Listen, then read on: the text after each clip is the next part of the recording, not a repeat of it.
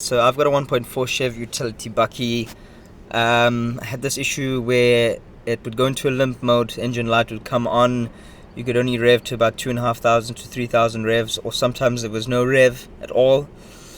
I'd taken it into a mechanic and he put it on the diagnostics machine and recommended that I replace the crank sensor, which did come up as an error, but it wasn't that. Thereafter, I'd taken it back and he had suggested that I clean the fuel actuator, which lies on top of your engine. That still didn't solve the problem, so I had gone for a second opinion to another mechanic.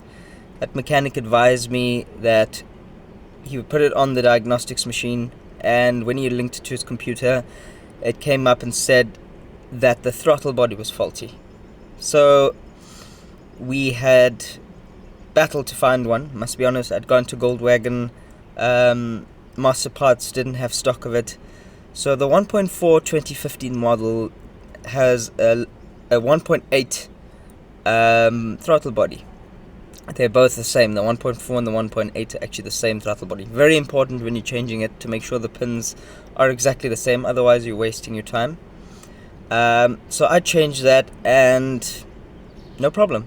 Back to how it was, and the engine light shortly went away afterwards, maybe about 2-3 hours later, disappeared. And yeah, so I would recommend don't go through the headache of trying these other things.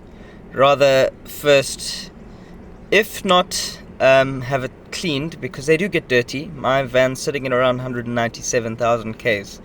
So you could probably take the actual part out, have it clean, soaked in petrol. That can solve the problem. If not, change your whole throttle body. They're not cheap, I must say. I found that the part at Goldwagon, and Goldwagon in Pinetown had the part for 2.6, around there. To be honest with you, I wouldn't recommend second hand.